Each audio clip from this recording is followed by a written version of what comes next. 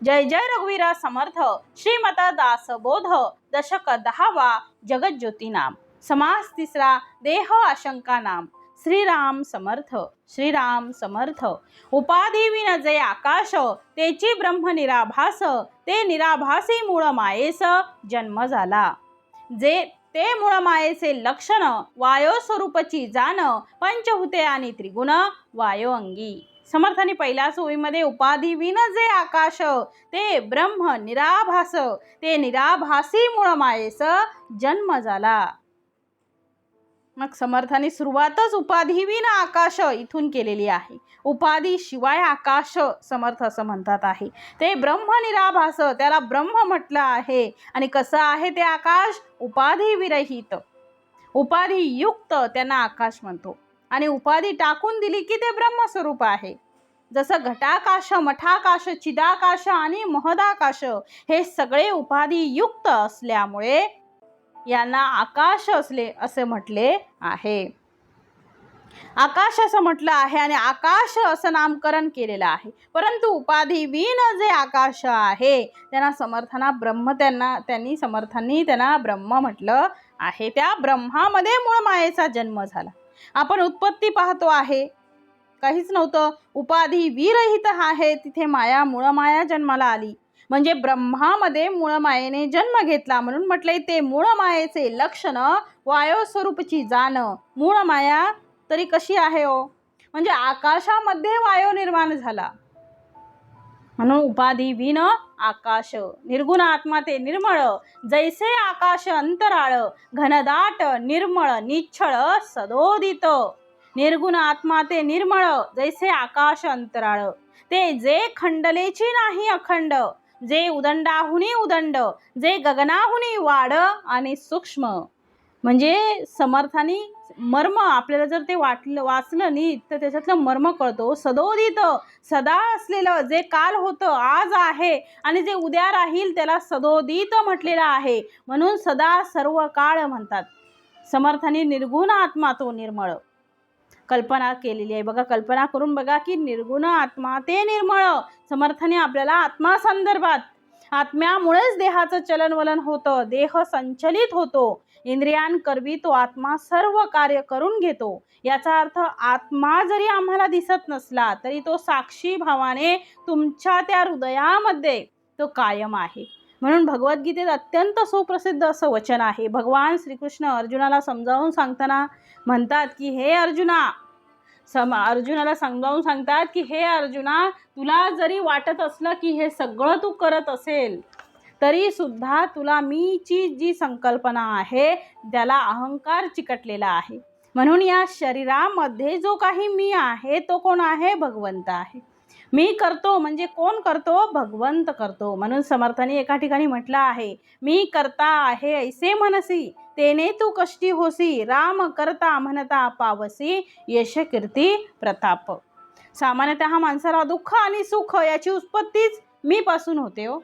एखाद्या कार्याला जर आपण चाललो आहे किंवा एखादं कार्य आपल्या हातून होत आहे आणि ते कार्य करत असताना जेव्हा माणसाला दुःख होते म्हणजे काय होतं? मनासारखं झालं नाही तर दुःख होतं, मग मनासारखं झालं तर काय होतं? सुख होतं। आता हे सुख आणि दुःख जे आहे हे कोणाला होते आहे? तर त्या अहंकारी रूपी मीला, त्या जीवाला होते आहे। पण तो करता हा जर त्याने विसर्जित केला आणि मी करता असं न म्हणता राम करता असं म्हटलं तर येणारा कुठलाही प्रसंग त्याचा करताच मी नाही आहे, त्यामुळे त्याचं फळही मला नाही आहे। सामान्यतः मी करता असतो, त्याच्याकडे फळ दिले जाते। जो करता असतो त्याच्याकडे फळ दिले जाते। म्हणून कार्यामध्ये कर्त्याचं विसर्जन याचा अर्थ सुखदुःखाचं विसर्जन आहे।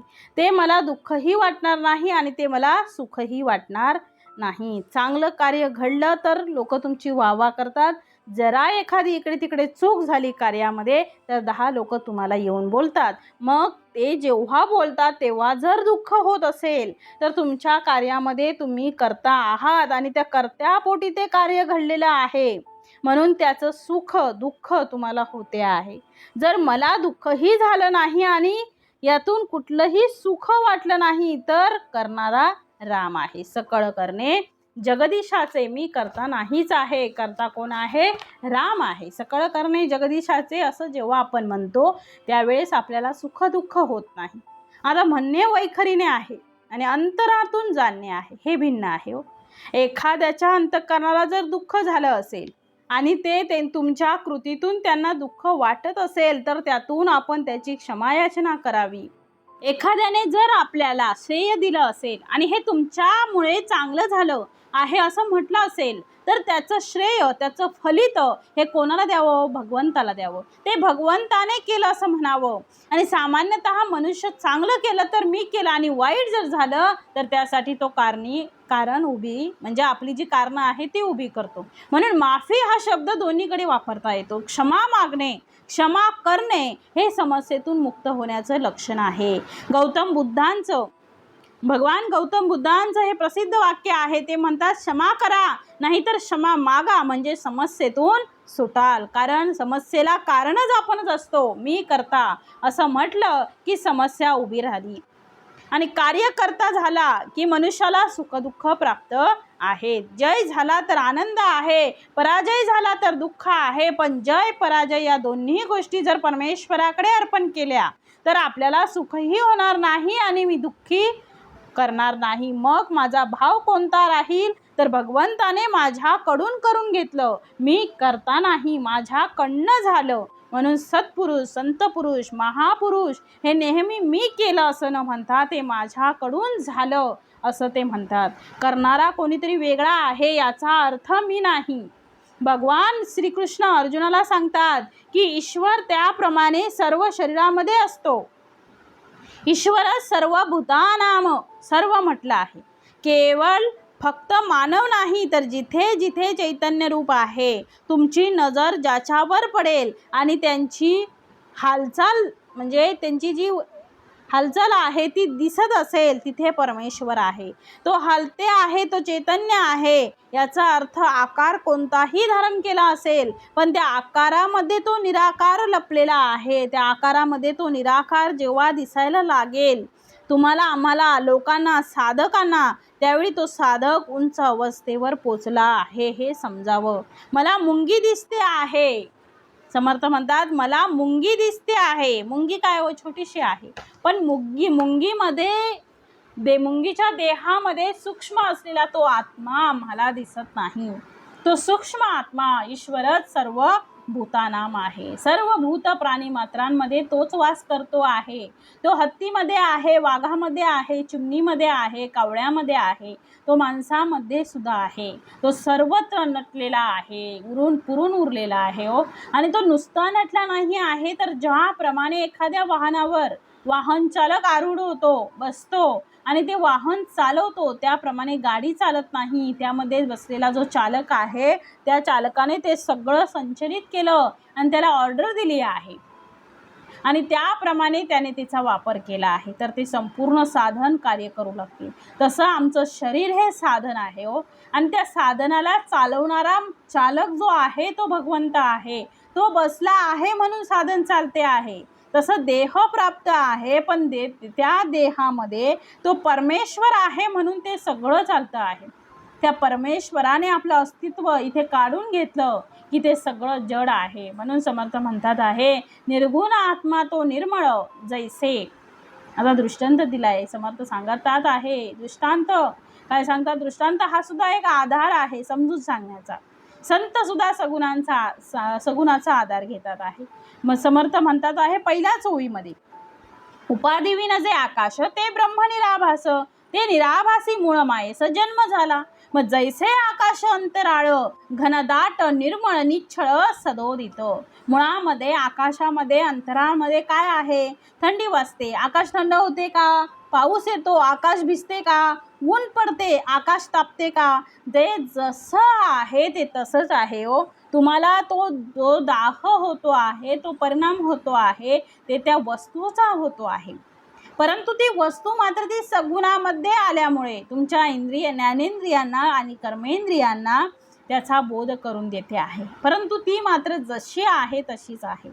ती जेव्हा एखाद्या घटामध्ये प्रवेश करते जसं आता आपण म्हटलं घटाकाश, मठाकाश, चिदाकाश, महदाकाश, हे सगळे उपाधियुक्त असल्यामुळे त्यांना आकाश असं म्हटलेलं आहे. आकाश असं त्यांना नामकरण झालेलं आहे. मग म्हटलं आहे समर्थांनी की जसं घटदेवा त्या घटाप्रमाणे त्याचा आकार ती धारण करते, परंतु ती कुठल्याही आकाराने बांधलेली नाही. समर्थांनी त्याचे स्पष्टीकरण पुढे सुंदर दिलेलं आहे बघा. जे खंडलेची नाही खंड, जे खंडलेची नाही अखंड, जे उदंडाहुनी उदंड, जे गगनाहुनी वाढ आणि सूक्ष्म. एखाद्याला व्यापकता किती निर्माण करावी.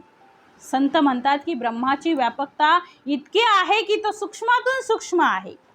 ब्रह्माची व्यापकता एवढी आहे की तो सूक्ष्मातून सूक्ष्म आहे. त्याची उपाधिविन जे आकाश, त्याची ब्रह्म निराभास, ते निराभासी मूळ मायेचा जन्म झाला. मग आता म्हटलंय त्याची व्यापकता इतकी आहे, तो सूक्ष्मातून सूक्ष्म आहे. आणि व्यापक म्हटलं तर तो इतका व्यापक आहे की जिथे गगन सुद्धा लहान पडेल, गगनापेक्षाही तो मोठा आहे. अनुरेणुतुनी थोकडा, तुका आकाशा एवढा. थोकडा म्हणजे लहानात लहान. तू का आकाशा एवढा, तू का आकाशा एवढा म्हणजे तू लहानात लहान आहेस आणि तू मोठ्यात मोठा सुद्धा आहेस. याचा अर्थ तुझा आत्मा हा सूक्ष्मातील सूक्ष्म आहे. त्या अणूची कल्पना द्यात असताना समर्थ म्हणतात तो अणू किती बारीक आहे हो. कनाद नावाचे महाऋषी होऊन गेले, त्यांनी अणूचा शोध लावला. आणि तर अणुरेणू बारीकात बारीक ते सूर्यकिरण जेव्हा तुमच्या घरात येते, त्या घरात आलेल्या सूर्यकिरणाच्या त्या कवडशामध्ये तुम्हाला जे बारीक बारीक धुळीचे कोण दिसतात, सूक्ष्मातील सूक्ष्म दिसतात. डोळ्यांनी ते दिसत नाहीत, पण ते कवडशात बरोबर दिसतात. ते बारीकातले बारीक कण, त्याच्यातला एक कण, सगळे कण नाही, एक कण, आणि त्याचे जर 6 भाग केले तर 6वा जो भाग आहे त्याला आम्ही अणू म्हणतो. आधीच ते कसे दिसतात आणि त्याच्यातला 6वा भाग विचार करावा.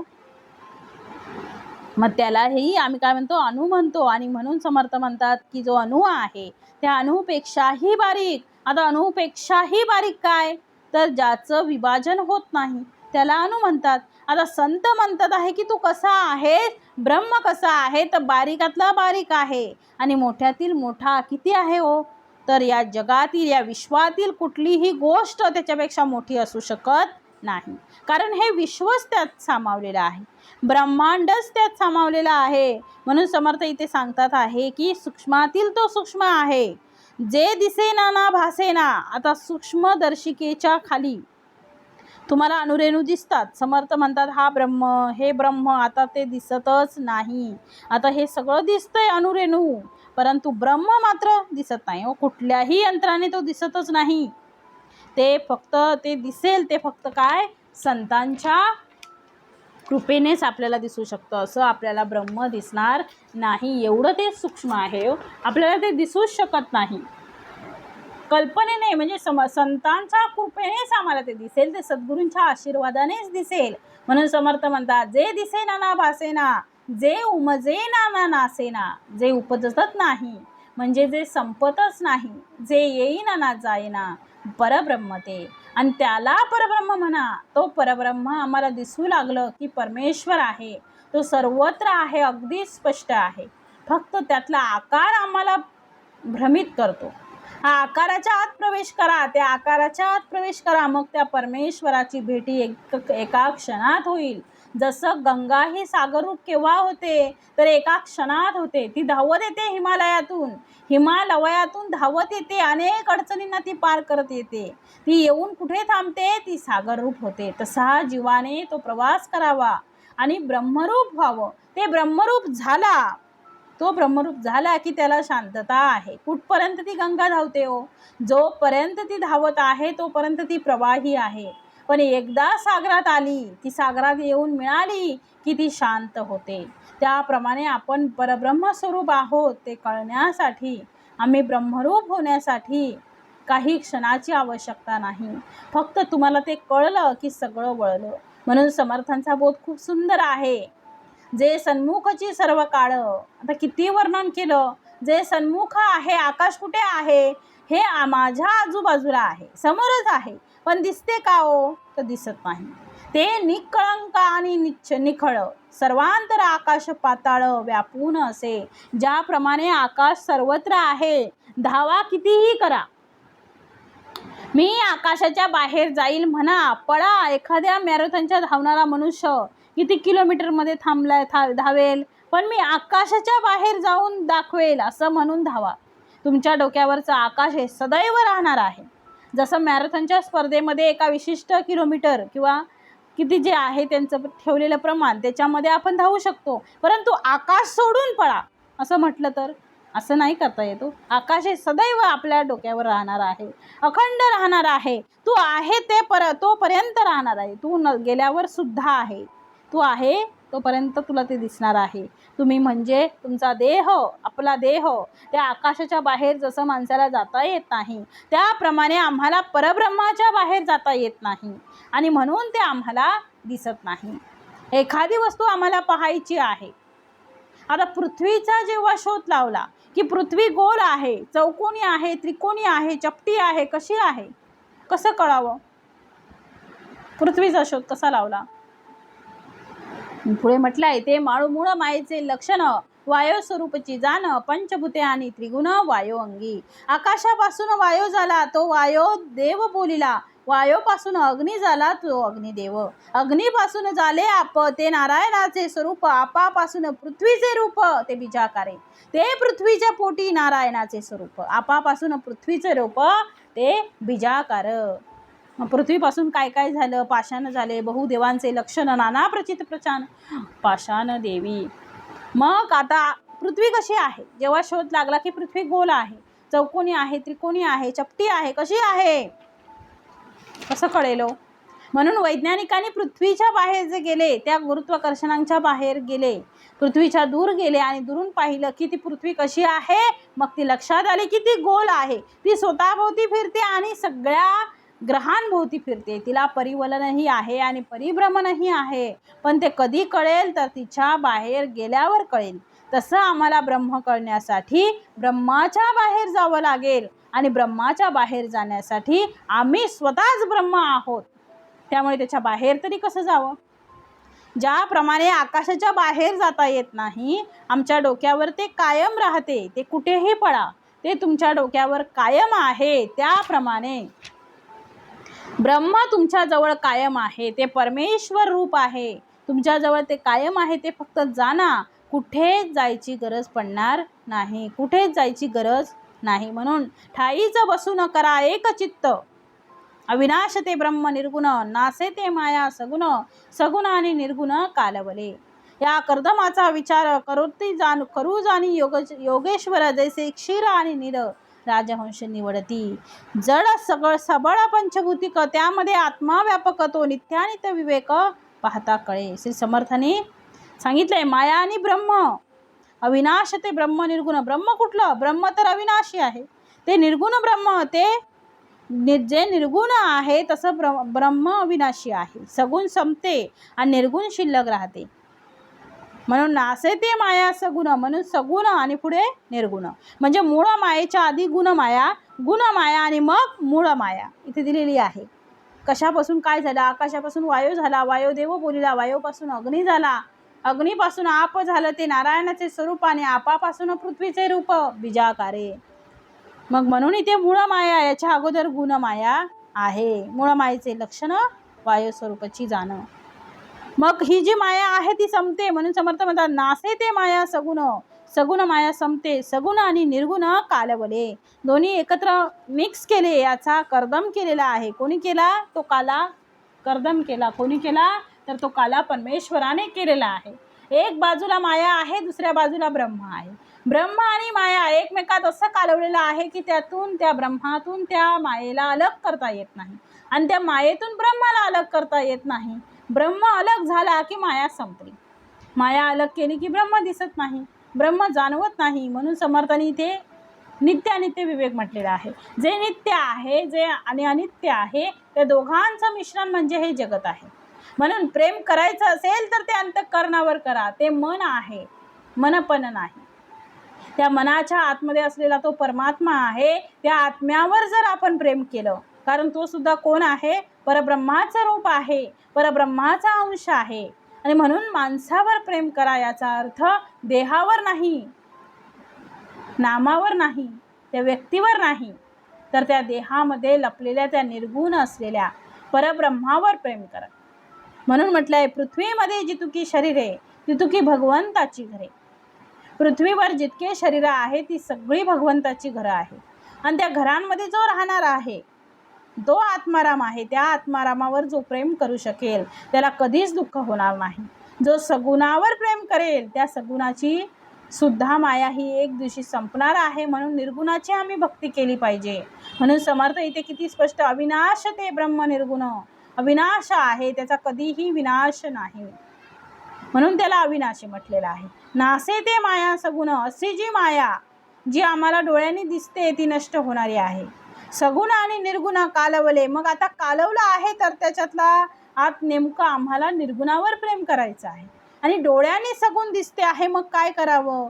तर आम्हाला त्याच्यातलं निर्गुण निवडता आलं पाहिजे, सगुण टाकता आलं पाहिजे, माया टाकता आली पाहिजे. आणि ते जे निर्गुण परब्रह्म आहे त्याला आम्हाला स्वीकारता आलं पाहिजे. आणि त्या विवेकाला समर्थांनीच नव्हे तर शास्त्रांनी सुद्धा नित्यानित्य विवेक असं म्हटलेलं आहे. म्हणजे नित्य आहे ते परब्रह्म आहे आणि जे अनित्य आहे त्याला आम्ही माया म्हटलेलं आहे. म्हणून या कर्दमाचा विचार करुती जाणती योगेश्वर. जे योगेश्वर आहे त्यांनाच फक्त तो विचार कळतो, इतरांना कळत नाही. म्हणून समर्थांनी उदाहरण दिलेलं होतं, जैसे क्षीर आणि नीर राजहंस निवडती. राजहंसामध्ये असं सामर्थ्य आहे की पाणी आणि दूध हे जर एकत्र केलं तर त्यातील केवळ दूध प्राशन करण्याचं सामर्थ्य त्या राजहंसामध्ये आहे. तसं राजहंस व्हा, कारण आम्ही मुळात अमृतस्य पुत्र आहात. तुम्ही अमृताचे पुत्र आहात, आपण ईश्वराचे अंश आहोत. त्यामुळे जगातील असलेल्या चांगल्या गोष्टी आम्हाला निवडता आल्या पाहिजेत.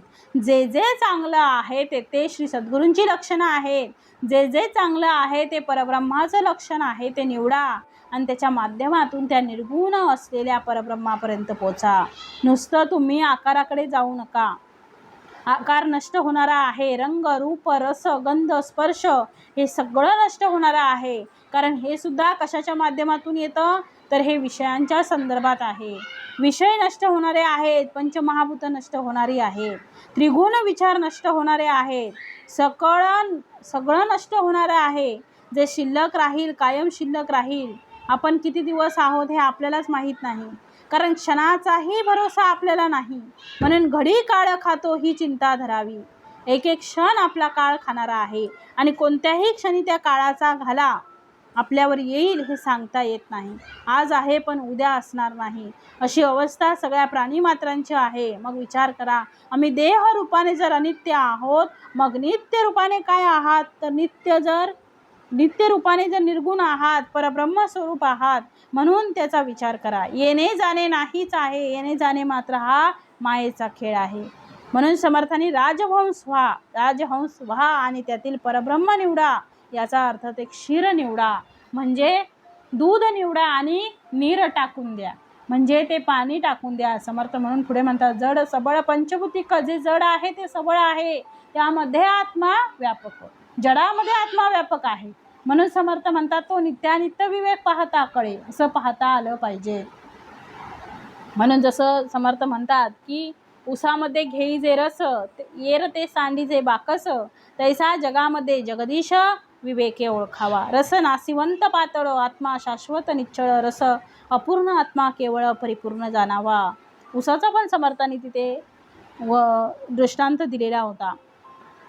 मग समर्थ म्हणतात आहे, जसं आत्मा शाश्वत निश्चळ, रस अपूर्ण आत्मा केवळ परिपूर्ण जाणावा. त्यामध्ये असलेला आत्मा म्हणजे शरीरामध्ये असलेला आत्मा जो आहे, शरीरातला आत्मा जो आहे तो परिपूर्ण आहे. जसं उसातला रस परिपूर्ण नाही आहे, पण उसातली गोडी जशी आम्ही घेतो त्याप्रमाणे माणसामधले सद्गुण आम्ही घ्यावेत. माणसामध्ये असणारा जो आत्मा आहे त्यावर आम्ही प्रेम करावं आणि त्याला आपलं म्हणावं. कारण खऱ्या अर्थाने नातलग जे आहे ते ते आहेत. माझं आणि तुमचं नातं काय?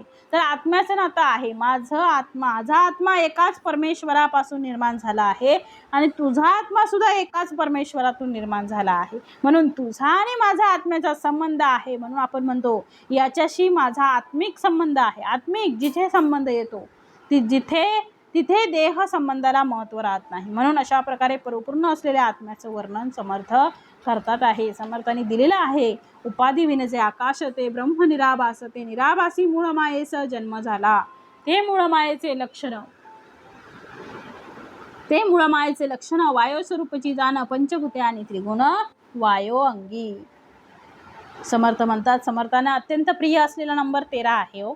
याचं कारण असं की श्रीराम जय जय राम या मंत्रामध्ये 13 अक्षर आलेली आहे. त्रयोदशी अक्षर आहे. हा त्रयोदशाक्षरी शब्द हा मंत्र आहे. समर्थाने जपला आणि प्रत्यक्ष श्रीरामरायांना त्यांनी प्रगट केलं. म्हणून म्हटलंय आपण तरला नव्हे तर नवल दुसऱ्यास तारील तोची धन्य. समर्थ म्हणतात आहे क्रिया करून करवावी बहुता करवी. इतरांकडून सुद्धा हे कार्य करून घेतलं पाहिजे. जे मला चांगलं कळलं आहे ते इतरांना सुद्धा दिलं पाहिजे. ही उपासना, हे श्रवण आपण अखंड ठेवावं. समर्थांनी सगळ्या शिष्यांचे साधकांचे पहिल्यांदा प्रश्न ऐकून घेतले आणि आता त्यावर समर्थांनी उत्तरं दिलेली आहेत.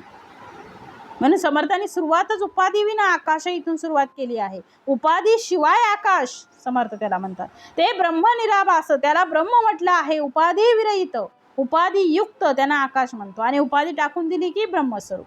मग जसं कटाकाश मठाकाश चिदाकाश आणि महदाकाश हे सगळे उपाधी युक्त असल्यामुळे त्यांना आकाश असं म्हटलेलं आहे.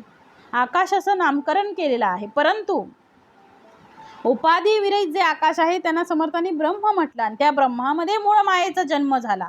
आपण उत्पत्ती पाहतो आहे, काहीच नव्हतं. उपाधी विरहित आहे तिथे मूळ माया जन्माला आली म्हणजे ब्रह्मामध्ये मूळ मायेने जन्म घेतला. म्हणून म्हटलंय ते मूळ मायेचे लक्षण वायू स्वरूपची जाण. मूळ माया तरी कशी आहे हो? म्हणजे आकाशामध्ये वायू निर्माण झाला आणि त्या वायूमध्ये मूळ माया आहे.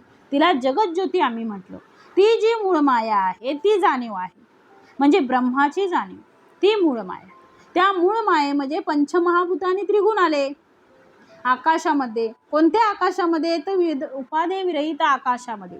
त्याला आम्ही ब्रह्म असं म्हटलं आहे. त्या ब्रह्मामध्ये मूळ मायेने जन्म घेतला आणि ही वायुरूप असल्यामुळे ती दिसत नाही. त्या मूळ मायेमध्ये पंचमहाभूत वायू स्वरूप झाले आणि त्रिगुण आले आणि पंचमहाभूत आणि त्रिगुण या सगळ्यांची संख्या काय होती? 8 होती. म्हणजे आप, तेज, वायू, आकाश आणि पृथ्वी हे झाले 5 पंचमहाभूत. ही पंचमहाभूत आणि रजतम आणि सत्व, रजतम सत्व हे 3 झाले. 3 त्रिगुण यांची बेरीज केली 5 आणि 3 8 होते. म्हणून याला अष्टधा प्रकृती असे म्हणतात आणि या अष्टधा प्रकृतीतून पुढे सर्व विस्तार झालेला आहे. मग आता समर्थ म्हणतात आकाशापासून वायू झाला. कोणापासून कोण झालं?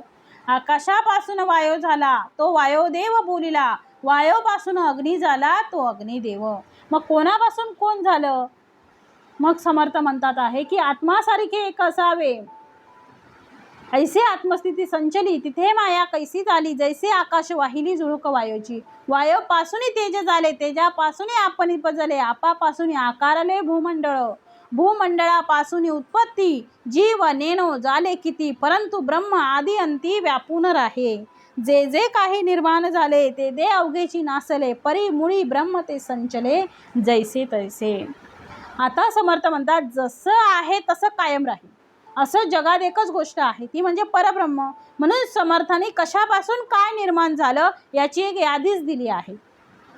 ऐसे आत्मस्थिती संचली येथे माया कैसे निर्माण झाली. माया कशी निर्माण झाली सांगा बरं. म्हणून समर्थ म्हणतात जैसे आकाश वाहिली झुळूक वायूची. माया म्हणजे काय होतं? वायूची झुळूक आहे. या वायूपासून तेज निर्माण झालं म्हणजे वायूपासून अग्नी निर्माण झाला आणि त्या अग्नीपासून पाणी निर्माण झालं म्हणजे आप तेजापासून आपण पजले, आपापासून आकारले भूमंडळ. समर्थ म्हणतात या अष्टधा प्रकृतीतून सर्व पुढे विस्तार झालेला आहे.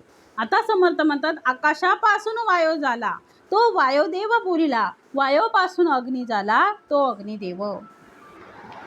आता प्रत्येक भूतामध्ये जे नवीन भूत झालं त्याला आपण देवत्व बहाल केलं म्हणून समर्थ म्हणतात आकाशापासून वायू झाला, त्याला वायुदेव म्हटलेला आहे. म्हणून हनुमंताला वायुसूत म्हणतात. भीमरूपी महारुद्रा वज्र हनुमान मारुती वनारी अंजनी सुता रामदूता प्रभंजना. महाबली प्राणदाता सकला उठवी बळे. प्राणदाता वायुसूत असल्यामुळे म्हणून त्यांना वायुदेव म्हटलं. तो वायुदेव आकाशापासून वायू झाला आणि वायुदेव बोलिला. आणि त्या वायूपासून कोण जन्माला आलं तर वायूपासून अग्नी झाला. तो अग्निदेव कशापासून काय जन्माला आलं ते आपल्याला माहीत असावं. मग आकाशापासून वायू आणि वायूपासून अग्नी. आता पुढे समर्थ म्हणतात अग्नीपासून आप झाले. अग्नीपासून आप झाले. अग्नीतून आप म्हणजे पाणी निर्माण झालं. आणि पुढे समर्थांनी दिले अग्नीपासून झाले आप. अग्नीपासून झाले आप ते नारायणाचे स्वरूप. आपापासून पृथ्वीचे रूप ते बीजाकारे. मग तेजापासून आपण निपजले. आपापासून आकारले भूमंडळ. मग या पाण्यापासून पृथ्वी तयार झाली भूमंडळ. आणि या भूमंडळापासून नंतर उत्पत्ती झाली. उत्पत्ती झाली म्हणजे काय झालं तर उत्पत्तीतून जीव निर्माण झाले. त्याची संख्या मी सांगू शकत नाही, त्याचा अगणित आहे त्यांची संख्या. 84 लक्ष जीव योनी आहेत. परंतु ब्रह्म आधीही आहे आणि अंती पण आहे. अशी एकच गोष्ट आहे आणि ती गोष्ट म्हणजे परब्रह्म आहे. म्हणून समर्थ सांगतात आहे जे जे काही निर्माण झालं जन्म झाला याचा अर्थच मृत्यू फायनल झाला. आता ज्याला जन्म नाही त्याला मृत्यू नाही. मग ज्याचा जन्म आहे त्याला मृत्यू आहे. हो म्हणजे येण्याचं जसं तिकीट काढून आलो आम्ही तसं आम्हाला जाण्याचं सुद्धा तिकीट ठरलेलंच आहे. रामरायांची गाडी आली चल बाई लवकर जायचं. सायोज्यतेचं तिकीट काढा सार्थक होण्या जगण्याचं. सायोज्यतेचं तिकीट काढा. पुन्हा जन्म मृत्यू नको. सायोज्यतेचं तिकीट काढा.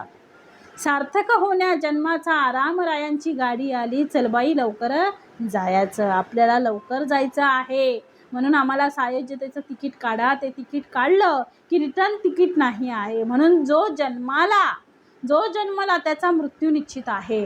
ज्याचा मृत्यू झाला त्याचा जन्मसुद्धा निश्चित आहे. म्हणून जन्म मृत्यूच्या फेऱ्यातून जर निसटायचं असेल, समर्थ म्हणतात जन्म मृत्यूच्या फेऱ्यातून जर निसटायचं असेल तरी ते समर्थांनी सांगितलेलं आहे की सायोज्यतेचं तिकीट काढलं पाहिजे. म्हणून इथे म्हटलं आहे जे जे काही निर्माण झाले ते ते अवघेची नासले. परी मुळी ब्रह्म ते संचले जैसे तैसे मूळ. याचा अर्थ त्याच्या मुळाशी जैसे तैसे ते मूळ जसं आहे ते तसंच राहिलं. आम्ही जसे आहोत तसे कायम राहणार आहोत. कारण आम्ही ब्रह्मस्वरूप आहोत. आम्ही नष्ट होणार नाही. आम्ही मरणारही नाही आहे. मरेल ते शरीर मरेल तर तुमचं स्थूळ शरीर संपेल. सूक्ष्म शरीर नष्ट होईल. पण आमचं जे ब्रह्मस्वरूप आहे ते नष्ट होणार नाही. म्हणून आम्ही ब्रह्मस्वरूप आहोत. आम्ही अमृताचे पुत्र आहोत. आम्ही अमराचे पुत्र आहोत. अमर म्हणून देव म्हणून आम्ही जसं आहोत तसं राहणार आहोत. पण तसं राहण्यासाठी आम्हाला आमची ओळख झाली पाहिजे. म्हणून समर्थ मायेचं वर्णन करतात आहे इथे. समर्थ आता म्हणतात आहे अग्नीपासून झाले आप ते नारायणाचे स्वरूप. आपापासून पृथ्वीचे रूप ते बीजाकारे. मग समर्थ म्हणतात की या अग्नीपासून पाणी निर्माण झालं. वायूपासून अग्नी निर्माण झाला आणि अग्नीपासून पाणी. आणि या पाण्याला आपण आपो नारायण असं म्हणतो. आणि या पाण्यापासून पुढे पृथ्वी जन्माला आली. त्या पृथ्वीच्या पोटामध्ये बीजांकार काय म्हटलंय आपापासून पृथ्वीचे रूप ते बीजाकारे. म्हणजे बीज निर्माण झाले म्हणजे पृथ्वीचे ते बीजच आहे. आप ते पृथ्वीच्या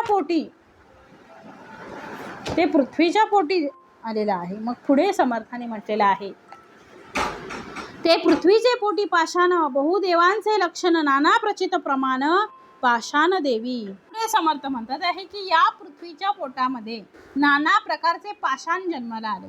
आणि त्या पाषाणापासून बहुदेव जन्माला आले. कुठले देव जन्माला आले तर पुढे समर्थाने सांगितलेलं आहे नाना वृक्ष पृथिका प्रचित रोकडी विश्वलोका समस्त देवांचा थारा ऐका वायोमध्ये. मग आता समर्थ म्हणतात आहे की समर्थाने पुढे पहिल्यांदाच उपादेवीनं आकाश म्हटलं. घटापूर्वी आकाश असं म्हटलं. घटामध्ये आकाश भासे घट फुटता न दिसे. घट फुटता न नासे आकाश जैसे, जैसे परब्रह्म केवळ अचळ आणि अडळ मध्ये होत जात सकळ सराचर, जे जे काही निर्माण झाले ते ते आधीच ब्रह्मे व्यापिले, सर्व नाशता उरले अविनाशी ब्रह्म. ऐसे ब्रह्म अविनाश तेची सेवित ज्ञाने पुरुष, तत्वनिर्शने आपणास आपण लाभे. मग आता म्हटलंय तत्वे तत्व मिळविले, त्यासी देह नाम ठेविले, ते जाणते पुरुष शोधिले तत्वे तत्व. मग आता समर्थ म्हणतात आहे की एकदा असं झालं, समर्थाने सांगितलंय की एकदा असं झालं की राजा भ्रांतहरी याची पत्नी, जिचं नाव पिंगला असं होतं, भर्तृहरीचे पिंगळेवर भरपूर प्रेम, अत्यंत प्रेम होतं आणि त्यामुळे त्यांचा संसार सुखाचा चालू होता. पण एक दिवस असा आला की भर्तृहरी जे होते त्यांच्या जीवनात आला असा प्रसंग की त्याची पिंगला नावाची अत्यंत प्रिय पत्नी मरण पावली. क्षणभर संपूर्ण जगत भर्तृहरींना शून्यासारखं वाटलं. आता आपल्या जगण्यालाही काही अर्थ नाही म्हणून ते मोठमोठ्याने रुदन करू लागले. शेवटी लोकांनी सांगितलं की राजे, आपल्या पत्नीचा अंत्यसंस्कार करणे गरजेचं आहे.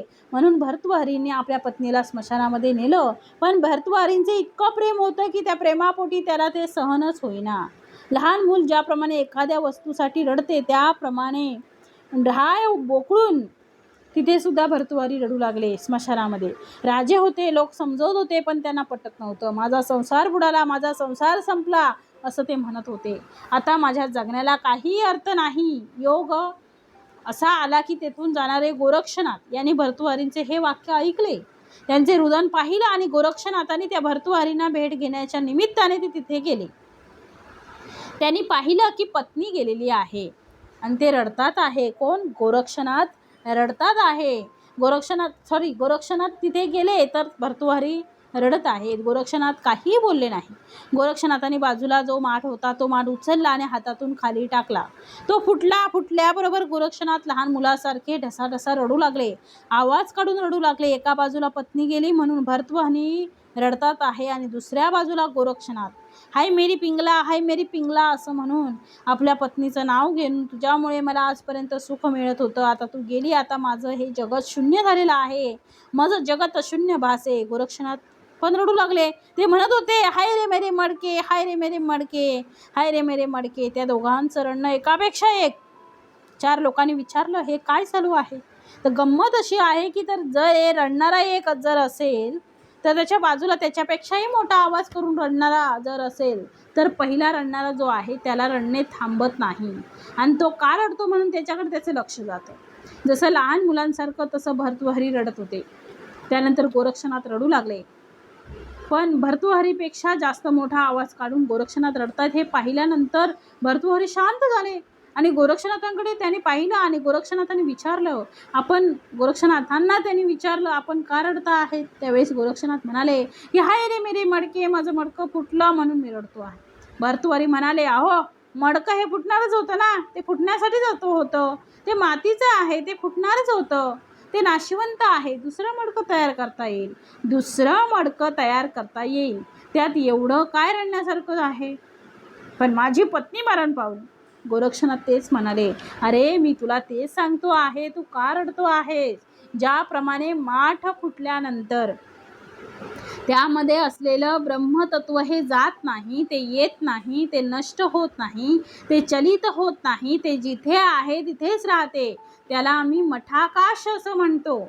माठ फुटला याचा अर्थ त्या पोकळीला असलेलं आवरण बाजूला केलेलं आहे. तसं आपल्याला ब्रह्मतत्वावर असलेलं कवर म्हणजे आपलं शरीर आहे ते कवर काढून टाकलं पाहिजे. याचा अर्थ ब्रह्मतत्व नष्ट झालं असं होत नाही, ते आहे, परिमी आहे, जगज्जीवनी निरंतर. समर्थांचं वचन आहे, काळजी करू नका, मी गेलो नाही, मी इथेच आहे. मी तुम्हाला देहरूपाने जरी दिसत नसेल तरीही तत्वरूपाने आत्मस्वरूपाने मी कायम आहे. माझी काया आणि वाणी गेली म्हणाल अंतःकरणी, परिमी आहे जगज्जीवनी, मी जगज्जीवनी आहे. करू नका खटपट, पहा माझा ग्रंथ नीट, सायुज्यतेची वाट गवसेल की.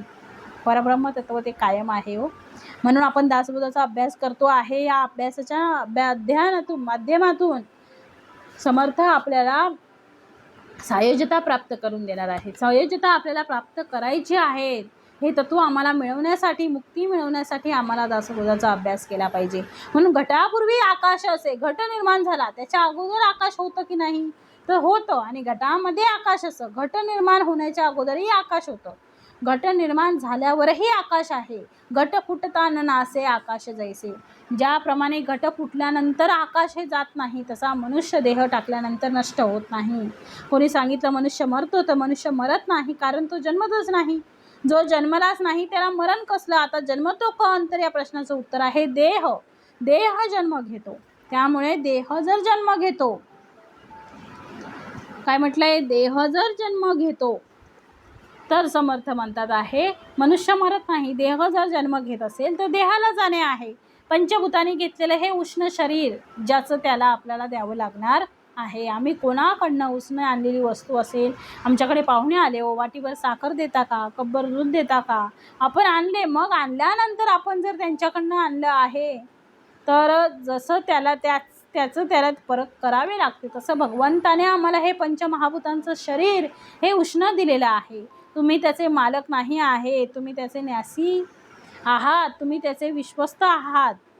त्या शरीराचा, या शरीराचा जर मी विश्वस्त आहे, या शरीराचा मी जर न्यासी आहे, या शरीराचा मी जर ट्रस्टी आहे, तर त्या व्यक्तीने आपलं शरीर हे कसं ठेवलं पाहिजे, तर ज्याप्रमाणे आपण दुसऱ्याची वस्तू सांभाळतो. म्हणून भगवंताने आम्हाला ज्याप्रमाणे मन दिलं आहे ते जन्मतः निर्मळ, निश्चळ, निरागस होतं. ते तसं मन कायम ठेवणे, याचा अर्थ भगवंताची सेवा करणेच आहे, आपली उन्नती करणे आहे. भगवंताची सेवा म्हणजे त्या माध्यमातून आम्ही आमच्या मनाला रोज स्वच्छ होण्यासाठी संतांची वचनं ऐकत राहू. जसं शरीराला शुद्ध पाण्याची जशी गरज आहे, तशी मनाला सुद्धा गरज आहे. मग समर्थ म्हणतात आहे की जसं शुद्ध विचारांची सुद्धा त्याला गरज आहे.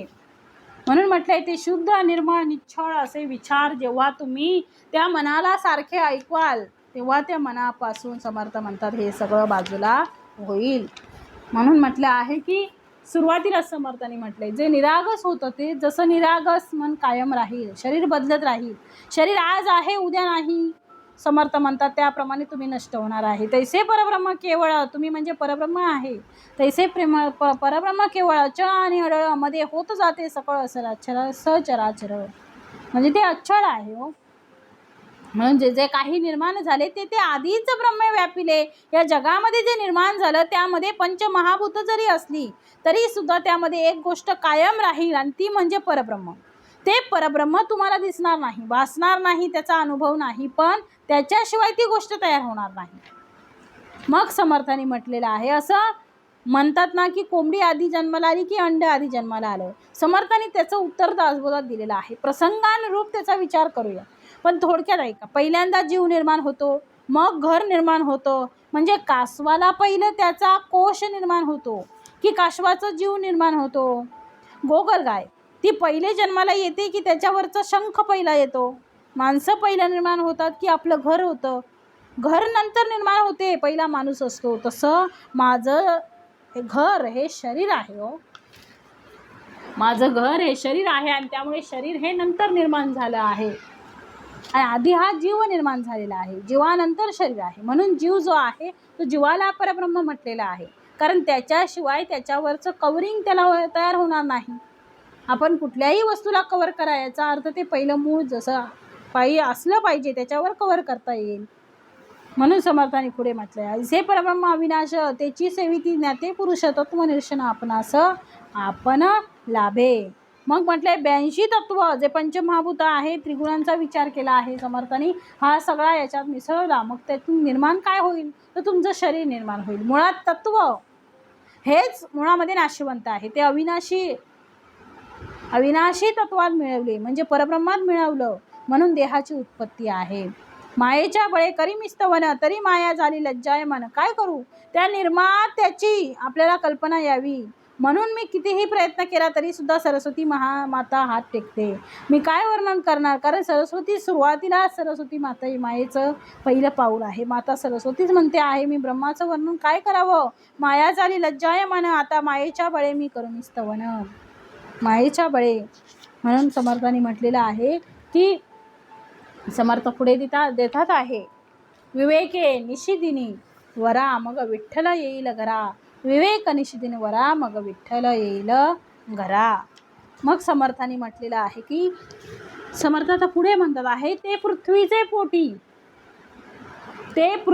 पोटी पाषाण बहुदेवांचे लक्षण नाना प्रचित प्रमाण पाषाण देवी, नाना वृक्ष मृत्तिका प्रचित रोकडी विश्वलोका समस्त देवांचा थारा एका वायूमध्ये. पुढे या पृथ्वीच्या पोटामध्ये नाना प्रकारचे पाषाण जन्माला आले आणि या पाषाणापासून बहुदेव जन्माला आले. कुठले देव जन्माला आले तर समर्थ म्हणतात आहे बहुदेव जन्माला आले. मग समर्थांनी कुठले देव जन्माला आलेत आहेत त्यांची नावं दिलेली आहेत. नाना वृक्ष मृत्तिका प्रचित रोकडी विश्वलोका समस्त देवांचा थारा एका वायूमध्ये. देव यक्षिणी कात्यायनी चामुंडा जखिनी मानविनी नाना शक्ती नाना स्थानी देश परत्वे. अशा प्रकारे नाना वृक्ष आणि या नाना वृक्षांच्या पोटी नाना काष्ट, पुढे ते वृक्ष जळाले. मृत्तिका अशा प्रकारे लाकडाचा देव, मृत्तिका नाना प्रकारचे देव निर्माण झाले. पहिले पाषाणांचा देव, नंतर लाकडाचा, अशा प्रकारे नाना प्रकारच्या धातूंपासून देवांच्या मूर्ती निर्माण झाल्या. आता त्या देवांची नावं काय काय ठेवण्यात आली. आता आपण मूर्त्यांचे देव जर पाहिले तर लाकडाचा देव आहे, दगडाचा देव आहे, मातीचा देव आहे, वेगवेगळ्या धातूंचा देव आहे. सगळ्यांच्या मूर्त्या तयार झाल्या आणि आता त्या मूर्त्यांची नावे द्यायला सुरुवात झाली. मग समर्थांनी आता तिथे दिलेलं आहे की समस्त देवांचा थारा एका वायूमध्ये. परंतु हे सगळं जे देव आहेत, हे सगळे जे समर्थ म्हणतात, हे सगळे जे परंतु हे सगळे जे काय आहेत, हे सगळे जे देव आहेत याचा उत्पत्ती करता कोण आहे हो तर वायू आहे. आणि समर्थ म्हणतात आहे वायू स्वरूप हे सगळं आहे. मग समर्थांनी सांगितलं आहे याचा सगळ्यांचा उत्पत्ती करता देव वायू आहे. आणि आम्ही जरी पृथ्वीमध्ये त्याची मूर्ती तयार केलेली असली तरी सुद्धा त्याचं मूळ स्वरूप वायू स्वरूप आहे. आता कोणकोणते देव वायू स्वरूप आहेत त्यांची नावं समर्थांनी आता इथे दिलेली आहेत. समर्थ आता म्हणतात आहे की देव यक्षिणी कात्यायनी चामुंडा जाखिनी. समर्थांनी इथे नावं दिली आहेत. चामुंडा जखिनी मानविनी नाना शक्ती नाना स्थानी, नाना शक्ती नाना स्थानी देश परत्वे. पुरुष नामे कित्येक, पुढे समर्थांनी दिले पुरुष नामे कित्येक देव असती अनेक भूते देवते भूते देवके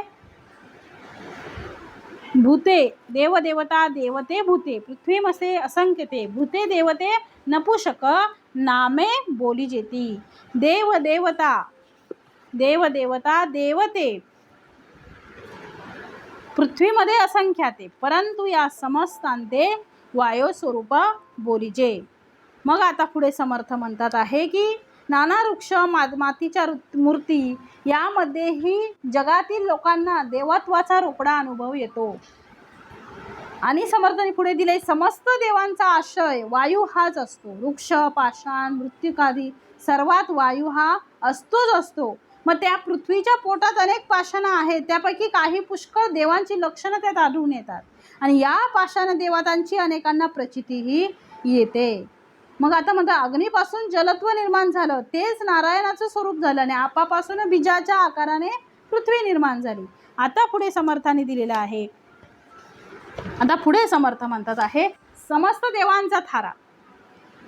आता अशा प्रकारे नाना वृक्षांच्या पोटी नाना काष्ट, पुढे ते वृक्ष जळाले, मृत्तिका, अशा प्रकारे नाना प्रकारचे देव निर्माण झाले. पहिले पाषाणाचा देव, नंतर लाकडाचा देव, अशा प्रकारच्या धातूंपासून देवांच्या मूर्ती निर्माण झाल्या. आता या देवांची नावं काय काय ठेवण्यात आली. मूर्त्यांचे देव जर पाहिले तर लाकडाचा आहे, दगडाचा आहे, वेगवेगळ्या धातूंचा आहे. मग समस्त देवांचा थारा आहे का वायूमध्ये. परंतु हे सगळे जे देव आहेत याचा उत्पत्ती करता वायू आहे आणि वायू स्वरूप ते देव आहेत. असं जर आम्ही पृथ्वीमध्ये त्याची मूर्ती तयार केली असली तरी सुद्धा त्याचं मूळ स्वरूप वायू स्वरूपच आहे. आता कोणकोणते देव वायू स्वरूप आहे त्यांची नावं समर्थांनी दिली आहेत. देव यक्षिणी कात्यायनी चामुंडा जखिनी मानविनी नाना शक्ती नाना स्थानी देशपरत्वे दे यक्षिणी कात्यायनी चामुंडा जाकिनी मानविनी वगैरे सगळ्या नाना रूपात निरनिराळ्या ठिकाणी शक्तिरूपात देवता वास करतात आहे. वेगवेगळ्या देशांमध्ये वेगवेगळी नावं आहेत. यक्षिणी, कात्यायनी, चामुंडा, जोखिनी आणि मानविनी अशा प्रकारची शक्तींची नावं आहेत. अशा प्रकारे शक्ती देवता आहेत. आपण देवींचं ज्या मानतो त्या शक्तींची देवता आहे. दुर्गा आहे, जगदंबा आहे, सप्तशृंगी आहे, कालिका आहे, महाकाली आहे, चामुंडा आहे. ही सगळी शक्ती देवता सुद्धा वायू स्वरूप आहे. पण यांचा काय झाला? जन्म झाला. म्हणून पुढे दिले समर्थाने, पुरुष नामे कित्येक, देव असती अनेक. काही पुरुष नामे सुद्धा आहेत, म्हणजे नपुसक नामे सुद्धा आहेत, पुरुषक नामे सुद्धा आहेत आणि स्त्री देवता सुद्धा आहेत. पुरुष नामे कित्येक, देव असती अनेक, भूते देवते नपुसक नामे बोली जेती. मग पुरुषवाचक असे कित्येक देव आहेत, तर भूत दैवत ही नपुसकलिंगी नावे असणारी अनेक देवते आहेत.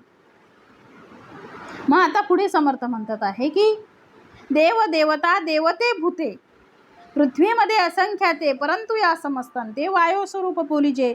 महत्वाचं समर्थ इथे सांगतात आहे की सर्व वायू स्वरूप माना. मुळात ते वायू स्वरूप आहे. आपण सुद्धा वायू स्वरूप आहे. कारण प्राण गेला की प्राण आला. प्राण आला तर आपण म्हणतो काय? प्राण आला तर आपण म्हणतो मनुष्य जिवंत आहे, आणि प्राण गेला तर आपण म्हणतो मनुष्य गेला. म्हणजे त्याचं सुद्धा खरं स्वरूप जे आहे ते वायू, म्हणजे मुळामध्ये वायू स्वरूप आहे. म्हणून म्हटले वायू स्वरूप सदा असणे. मुळामध्ये कायम स्वरूपी जे आहे ते वायू स्वरूप आहे. देवदेवता आम्हाला दिसतात त्या मूर्तींमध्ये, पण त्यांचं जे मूळ स्वरूप आहे, समर्थ म्हणतात आहे, त्यांचं जे मूळ स्वरूप आहे, जे मूळ रूप आहे ते वायू स्वरूप आहे. प्रसंगे नाना देह धरणे. समर्थ म्हणतात आहे की हे वायू स्वरूप असलेली देवता प्रसंगानुरूप देह धारण केलेला आहे. त्यांनी प्रसंगाने देह धारण केल्यामुळे समर्थ म्हणतात आहे, देह धारण केल्यामुळे समर्थ म्हणतात गुप्त प्रगट होणे झाले समस्तांसी. मग इथे म्हटलेलं आहे गुप्त आणि प्रगट होणे, त्याला गुप्तता आली. आणि पुढे म्हटलेलं आहे प्रगट सगळ्यांसाठी होणे. प्रसंगानुरूप देवाने धारण केलेलं आहे. मुळात ते वायू स्वरूप आहे. वायूतून त्यांनी देह धारण केला आणि देह धारण केल्यामुळे ते प्रगट झाले.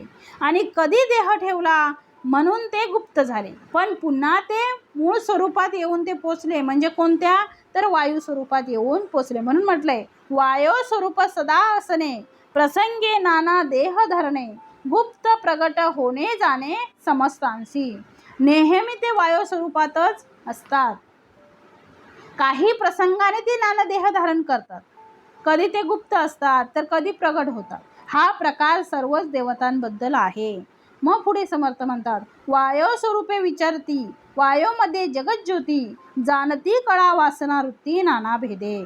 ती सर्व वायू स्वरूपाने संचार करीत असतात आणि वायूमध्येच असलेल्या चैतन्याची, जगज्योतीची जाणीव, वासना, वृत्ती इत्यादी सगळं वेगवेगळी नावं त्याला आहेत. मग समर्थ म्हणतात नाना प्रकारचे भेद आहेत. नाना प्रकारचे भेद इथं दिलेले आहेत. नाना प्रकारचे भेद त्यांनी सांगितलेले आहेत. ते म्हणतात आहे वायू स्वरूप विचारिती. हे सगळे देवदेवता हे वायू स्वरूप आहे. प्रसंगानुरूप ते देह धारण करतात. स्थूल देह धारण करतात. स्थूल देह पुन्हा ठेवून देतात आणि पुन्हा आपल्या वायू स्वरूपामध्ये, पुन्हा जगज्योतीमध्ये पुन्हा ते स्थित होतात. मूळ माया म्हणजे जगज्योती. कारण मूळ मायेतून पुन्हा गुणमाया जन्माला आली आणि गुणमायेतून हा पुढे सगळा विस्तार झालेला आहे. पंचमहाभूत, त्रिगुण आणि पुढे देवता. अशा प्रकारे आम्हाला जे देव दिसतात आहे, आम्ही मूर्तीमध्ये स्थापन करतो, पण आम्ही प्रार्थना करतो तीही त्या ठिकाणी गुप्त देवतांची आहे. म्हणून आपण मूर्तीची पूजा करतो, म्हणजे आम्ही आवाहन करतो आणि विसर्जन करतो. तर ते मंत्राच्या सहाय्याने करतो. तर त्या गुप्त असलेल्या देवतांचं जे वायू स्वरूप आहेत, बाहेर आपण पाहतो ती मूर्ती असते आणि घरी आपण प्रतिष्ठापना करतो. त्यावेळी प्रतिष्ठापना करताना पुरोहित काय करतात? मंत्र सांगतात आणि आवाहन करतात देवतांना, आणि त्यानंतर ते देवता तिथे स्थानापन्न होतात. समर्थांनी तीच गोष्ट सांगितलेली आहे. म्हणून समर्थ इथे म्हणतात आहे गुप्त प्रगट होणे जाणे समस्तांसी, वायू स्वरूप विचरती, वायूमध्ये जगज्योती, जानते कळा वासनावृत्ती नाना बद्धे भेदे. आणि मग म्हटलेलं आहे, आता म्हटलेलं आहे काय, तर नाना प्रकारच्या अशा या जाणीव, कळा, वासना, वृत्ती त्यामध्ये असतात. आता पुढे समर्थ म्हणतात, आकाशापासून वायू झाला. आपण वर आता पाहिलंच कशापासून काय जन्माला आलं ते. आकाशापासून वायू जन्माला आला, वायूपासून अग्नी जन्माला आला, अग्नीपासून पाणी जन्माला आलं, म्हणजे पाणी म्हणजे आप, पाणी जन्माला आलं. आणि समर्थ म्हणतात आहे कशापासून काय जन्माला, आप जन्माला आला आणि पाण्यापासून पृथ्वी झाली, पृथ्वीपासून पाषाण निर्माण झालं, पाषाणातून झाडं माती जन्माला आली, त्यातून मूर्त्या जन्माला आल्या आणि पुढे मूर्तिरूप देव जन्माला आले. आणि मूर्तीतून आम्ही जी उपासना करतो ती मुळामध्ये ती जगज्योती म्हटली आहे. आपण जी जीवनकला म्हटली आहे, जाणीव कळा, जी जाणीव कळा म्हटली आहे ती गुप्त आहे, वायू स्वरूप आहे, तिची आम्ही आराधना करतो. म्हणून आम्ही निराकार पूजक आहोत. म्हणून सगुणाचे निसंगे, निर्गुण पाविजे निर्धारे. सगुण मुकुंत आहे. तर मूर्तीपूजा या माध्यमातून हळूहळू जर आम्ही मागे गेलो तर शेवटी आम्ही मूळ स्वरूपाला म्हणजे त्या परब्रह्मापर्यंत जाऊन पोचतो. कारण जगज्योतीच्या पुढे सुद्धा म्हणजेच मायेच्या पलीकडे सुद्धा ब्रह्म आहे. कारण माया ही सुद्धा ब्रह्मामध्ये जन्माला आली, जिला आम्ही मूळ माया म्हटलं आहे. अशा प्रकारे समर्थाने आता प्रत्येक भूतांचे असे 2-2 रूप सांगितली आहेत. म्हणजे एका भूतातून 2 काय भूत जी तयार होतात, 2-2 लक्षणं त्यांची सांगितलेली आहेत. माया सुद्धा कशी आहे, मूळ माया म्हटलं, आणि त्या प्रत्येक भूताची 2-2 रूपं. आता प्रत्येक भूतामध्ये काय काय 2-2 रूपं आहेत ती समर्थाने इथं सांगितलेली आहेत. मग आता समर्थ म्हणतात आहे, ब्रह्मासी नाही करणे हे तर मायेसी आहे. करण्याचं सामर्थ्य ब्रह्मामध्ये नाही आहे. ब्रह्म काहीच करत नाही सांगायचं झालं तर. म्हणजे सूर्याचं जसं घरामध्ये समाईत प्रज्वलित झालेल्या दीपाचं, घरामध्ये आपण सगळी कामं करतो त्यावेळेस तो दिवा मात्र प्रज्वलित असतो आणि त्या दिवाच्या प्रकाशामध्ये सगळे घरातील कामं होतात. पण दिवा काय करतो, मुळामध्ये दिवा काहीच करत नाही, त्याच्या साक्षीने सर्व कार्य होते. म्हणून ब्रह्म अखंड घनदाट, माया पंचभूतक पोचट, ब्रह्म ते निरंतर निगोट, माया ते जुनी जर्जरी. माया आणि ब्रह्म, माया समर्थ म्हणतात ब्रह्म अखंड आहे. याचा अर्थ ब्रह्माला तोडता येत नाही, ब्रह्माचं विभाजन करता येत नाही. ब्रह्म नासे सर्व काळ, माया नासे सर्व काळ, ब्रह्म असे. मग समर्थ हे सगळं सांगत असताना उपाधी वेगळा, सकळ उपाधी वेगळा. काय सांगितले, परमेश्वर कसा आहे, सगळ्या प्रकारच्या उपाधी टाकून असलेला तो आहे. तो परमात्मा निराळा, तो निराळा आहे. जळी असो न नातळे जळा, आकाश जैसे. जळामध्ये दिसते ते, परंतु जळामध्ये नसते. जमिनीवर पाण्याचं भांडं भरून ठेवा आणि त्या जळामध्ये तुम्ही पाहिलं तर तुम्हाला त्या जळामध्ये आकाश दिसते म्हणून आम्ही आहे असं म्हणतो. पण जळी असो न दिसे, पण जळी असो न नसे. जळामध्ये दिसते आहे आकाश, पण ते आकाश तिथे नाही आहे. त्याप्रमाणे परब्रह्म आहे ते मायेमध्ये दिसते. उपाधी सहित असलेलं ब्रह्म आहे, उपाधी रहित असलेलं ब्रह्म जे आहे ते आकाश आहे. म्हणून समर्थांनी त्याचं वर्णन करताना म्हटलंय, सकळ उपाधी वेगळा, तो परब्रह्म निराळा. जळी असोनी नातळे जळा. जर पाण्याच्या आम्ही बुडामध्ये हात घातला तर आकाशाला हात लागणार नाही. आकाश जैसे. मग सारासार विवेक समर्थांनी म्हटलेलं आहे. मग समर्थ आता म्हणतात आहे की हे सगळं जे ब्रह्म हे कालातीत आहे, हे माये आणि मायेला कालाचे भक्ष आहे. ब्रह्म हे अभंग आहे आणि माया मात्र शेवटी भंगणारी आहे. म्हणजे समर्थांनी माया आणि ब्रह्माचं वर्णन केलं. ब्रह्म विशाल आहे, त्याला ब्रह्म अखंड आहे हो. म्हणून समर्थांनी इथे म्हटलेलं आहे की जर आपण भूतांचे म्हणजे प्रत्येक भूताचं समर्थांनी 2-2 रूपं सांगितली. आता ती 2-2 रूपं कोणती आहेत तर समर्थ म्हणतात आहे, आकाशापासून वायू झाला. आता आकाशापासून वायू झाला बरोबर, तो 2 प्रभागे विभागला, सावधर्माने विचार केला पाहिजे श्रोती.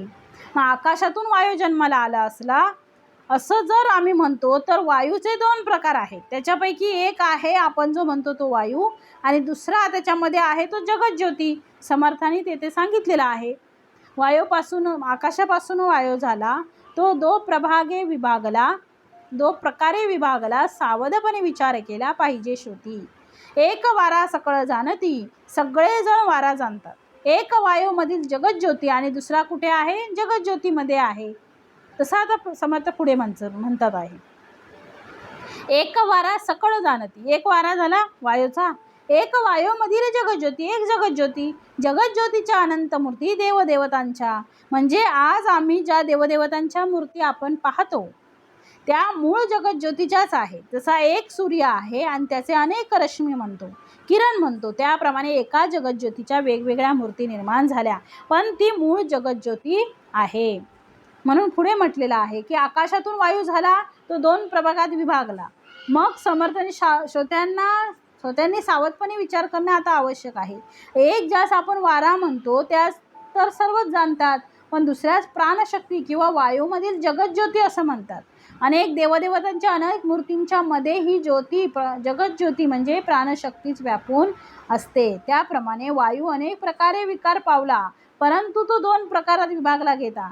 आता तेजाचा विचार उरला आहे. आता तेजाचा विचार समर्थांनी सांगितलेला आहे. आता काय म्हणतात आहे समर्थ, तर वायू बहुत विकारला, परंतु 2 प्रकारे विभागला. आता विचार ऐकला पाहिजे तेजाचा.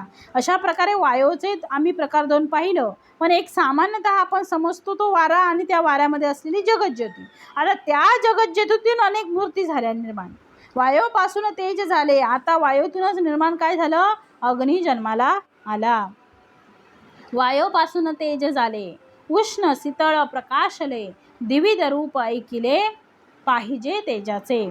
आता जे तेजाचं रूप आहे, कारण वायूमधूनच पुढे काय झालं, तेज निर्माण झालं, आणि त्या तेजाचे सुद्धा 2 प्रकार आहेत, ते समर्थ सांगतात आहे. उष्णापासून झाला भानू. आता तेजाचं 2 प्रकार कुठले हो, तर भानू उष्ण याचे 2 प्रकार. एक म्हणजे शीतलता आणि दुसरी दाहकता. त्यापैकी एक उष्ण आहे. त्या उष्ण बाजूतून भानू निर्माण झाला, म्हणजे भानू म्हणजे सूर्य, आणि शीतलतेपासून आप म्हणजे पाणी निर्माण झालं. आणि त्या सूर्याचा आपण वेगवेगळे प्रकार पाहतो. उष्णापासून भानू प्रकाशरूप दैदिप्यमानू, अतिशय दैदिप्यमान आहे सूर्य. मग समर्थ आता म्हणतात आहे की वायूपासून तेज झाले, तेही उष्ण आणि शीतळ, हे 2 प्रकारे झाले. आणि त्या तेजाच्या विविध रूपाचे वर्णन आता ऐकलं पाहिजे. मग काय सांगितलंय, तर उष्ण तेजापासून अत्यंत दैदिप्यमान प्रकाशरूप सूर्य आणि सर्व भक्षक अग्नी आणि वीज निर्माण झाली. कशापासून, उष्णापासून झाला भानू, प्रकाशरूप दैदिप्यमानू, सर्व भक्षक हुताशनू आणि विद्युल्लता. मग आता समर्थ पण पुढे म्हणतात आहे की अशा प्रकारे या उष्णतेचा विस्तार झाला. आपण आता जे पाणी राहिलं त्या पाण्यापासून काय निर्माण झालं, तर शीतळापासून आप अमृत. त्या थंड असलेल्या पाण्यापासून, त्या शीतलापासून पुढे आप म्हणजे पाणी झालं, त्यातून अमृत निर्माण झालं. चंद्र तारा आणि शीतल म्हणजे ब्रह्म, शीत चंद्र तारा आणि शीत म्हणजे बर्फ. त्या पाण्यापासून चंद्र तारा आणि शीत निर्माण झालं. आणि आता पुढे म्हटलं आहे, शीतळापासून आप अमृत, चंद्र तारा आणि शीत, आता परिसा सावचित्त होऊन श्रोते. मग आता म्हटलंय शीतळ भागापासून जल, अमृत, चंद्र, तारा आणि थंडपणा निर्माण झाला. आता श्रोत्यांनी आता सावचित्त ऐकून सर्व ऐकून घ्यावं. पुढे समर्थ म्हणतात आहे की आता त्याच्यापासून काय निर्माण झालं ते आता ऐका. तेज बहुत विकारले, बहुत परंतु द्विधाचं बोलिले, आपही द्विधाचं निरोपिले आप आणि अमृत. अशा प्रकारे आम्ही तेजाचा विचार पाहिला. तेजातून 2 प्रकार, उष्ण आणि शीत. शीतापासूनचे पुन्हा पाहिलं, शीतापासून आप आणि पाणी निर्माण झालं, आणि शीतापासून अमृत निर्माण झालं, आणि त्या अमृत आणि शीतामध्ये चंद्र, तारा आणि बर्फ निर्माण अशा प्रकारे निर्माण झाला. आणि आता या पाण्यापासून काय निर्माण झालं, तर त्या पाण्यापासून निर्माण झालेलं आहे पुन्हा 2 प्रकार पाण्याचे, एक पाणी आणि अमृत, दुसरं अमृत. आता मात्र या पाण्यापासून काय जन्माला आलं, तर समर्थ म्हणतात पाण्यापासून पृथ्वी जन्माला आली. आज विज्ञान पण सांगते आहे, पण हा जो विस्तार आहे तो समर्थांनी त्या काळामध्ये केवढं विज्ञान प्रगत होतं बघा. विज्ञान प्रगत नव्हतं, परंतु संतांना अनुभवाच्या पातळीवर ते सगळं कळल्यामुळे समर्थांनी ते सगळं लिहून ठेवलेलं आहे. समर्थांचा केवढा गाढा अभ्यास असेल विचार करावं. एक पृथ्वीचा विस्तार. आता पृथ्वीचा विस्तार ऐका. पृथ्वीचा विस्तार कसा झाला, तर पृथ्वी एका बाजूला माती आणि त्यामध्ये सुवर्ण असे 2 परिसा आणि नाना प्रकारचे रत्न जन्माला आले. हिला आम्ही पृथ्वी म्हणतो. आणि या पृथ्वीपासून पुढे काय झालं, तर अशा प्रकारे नाना प्रकारचे रत्न जन्माला आले आणि या वसुंधरेमध्ये म्हणजे पृथ्वीमध्ये त्यातले काही खरे काही खोटे असे सगळे आम्ही पाहतो. अशा प्रकारे मनुष्य कोठून जन्माला आली, मनुष्य कोठूनच आली. आता समर्थ म्हणतात शिष्याचा प्रश्न होता ना, मनुष्य जन्माला कसे आले, शास्त्रामध्ये झाली आणि आता झाली. झाली दोन शब्द आहे, झाली हे काव्यामध्ये आहे आणि झाली हे बोलताना आपण वापरतो. मग आता समर्थ म्हणतात आहे, तेज बहुत विकारले परंतु द्विविधाच बोलिले, आपही द्विधाच निरोपिले आपाने अमृत. तेजाचाही खूप विस्तार झाला पण तेही दोन प्रकारात विभागले. आप हेही दोन प्रकारात विभागलं, एक आप आणि दुसरं अमृत. एके पृथ्वीचा विचार पाषाण मृत्तिका निरंतर आणि दुसरा प्रकार सुवर्ण परिस नाना रत्ने. आता पृथ्वीचा विचार आहे का, एक प्रकार म्हणजे पाषाण मृत्तिका यात फरक नाही आणि दुसरा प्रकार सुवर्ण परिस आणि नाना रत्ने आहे. पुढे म्हटलंय बहुरत्ना वसुंधरा, कोण खोटा कोण खरा, अवघे कळे विचारा रूढ होता. बहुरत्ना वसुंधरा असं म्हणतात, पण कोण खरा कोण खोटा हे विचारूढ झाल्यावरच कळून येईल. मनुष्य कोठून झाली हे मुख्य आशंका राहिली. पुढे वृत्ती सावध केली पाहिजे श्रुती. मनुष्य कोठून झाली, आता काय म्हणते श्रोते, मनुष्य कोठून झाली हे मुख्य आशंका, ही जी पहिली मेन आशंका आहे, ही मुख्य जी शंका आहे ती तशीच राहिली. पुढे वृत्ती सावध केली पाहिजे श्रुती. मनुष्य कुठून आली ही मूळ शंका अजून तशीच राहिली आहे, म्हणून त्याचे उत्तर ऐकण्यासाठी श्रोत्यांनी वृत्ती सावध केली पाहिजे. इति श्रीदासबोधे गुरुशिष्य संवादे देह आशंका शोधन नाम समास तिसरा. जय जय रघुवीर समर्थ.